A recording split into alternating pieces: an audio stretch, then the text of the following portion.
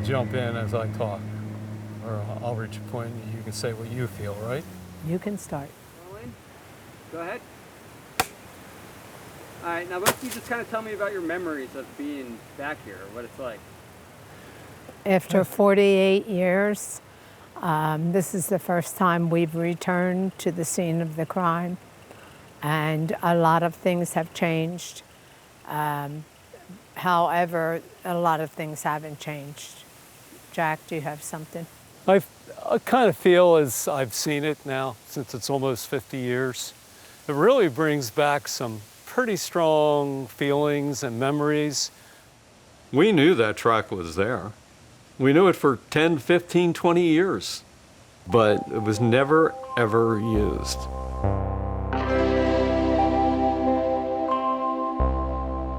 My family and I decided to take a trip from Pennsylvania down to the Cape May area of New Jersey.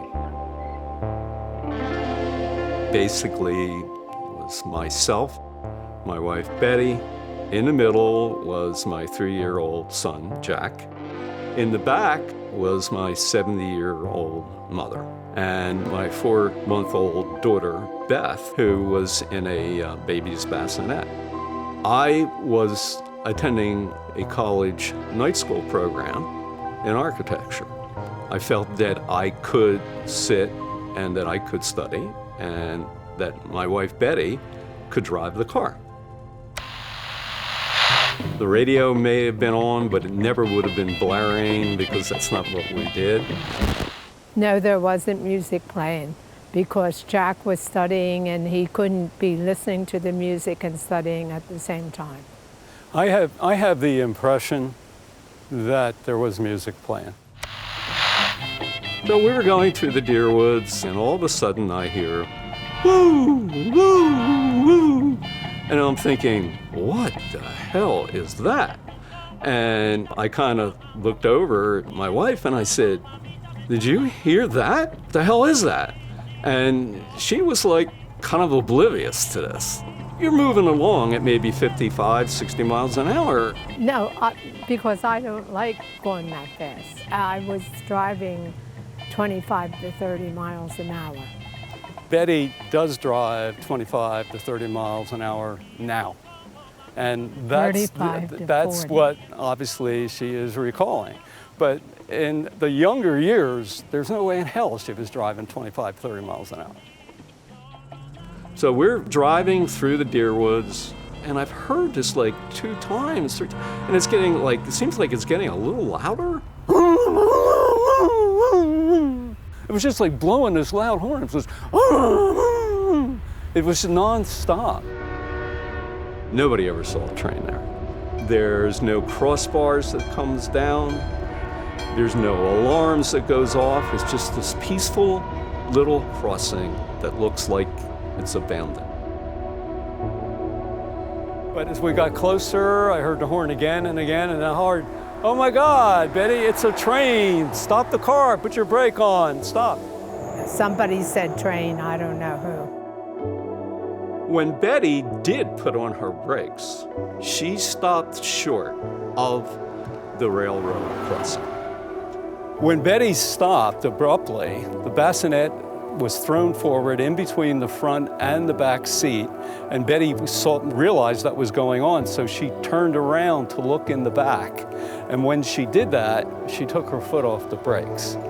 And that allowed the car to kind of drift, and it just actually went up this incline onto the tracks.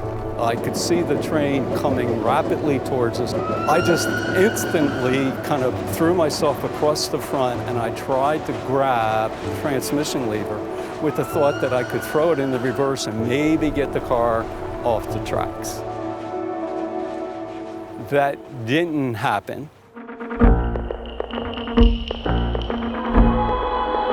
It was horrible. It was like death coming in. That's how it felt. It's like, it's over, it's death. I mean, I had a freight train coming right in. It was like face to face.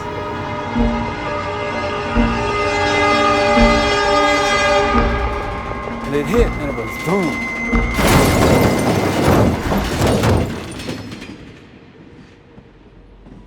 It lifted us up like a merry-go-round. Here, it hit the pole.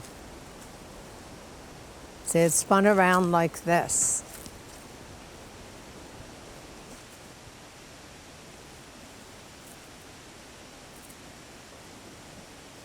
And it landed right here. All right, I have a different version, but I also was kind of out of it, so. The pole's so damn close to the road, you couldn't have spun too many times. No, I only spun once. You only spun once? Right, it felt like a merry-go-round. And that's when I think you hit your head.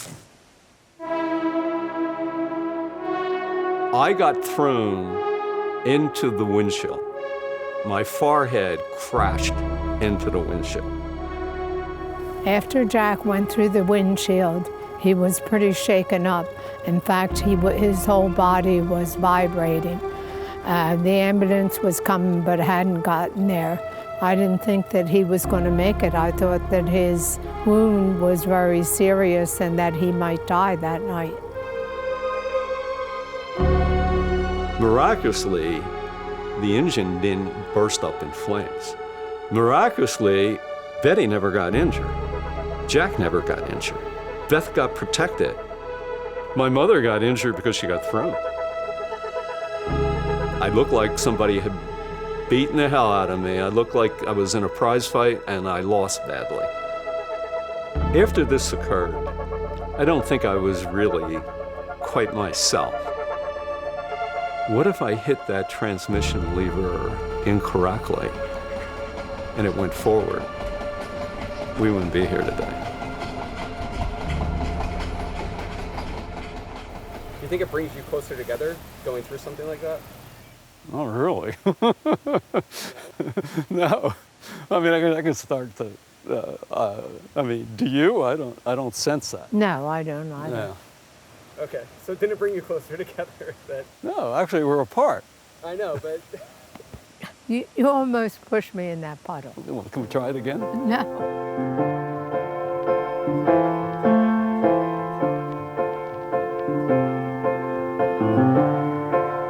It's incredible to realize that this is 50 years ago. We got 7 kids with 8 grandchildren. Well, we should have all been dead, crushed over, but we're here.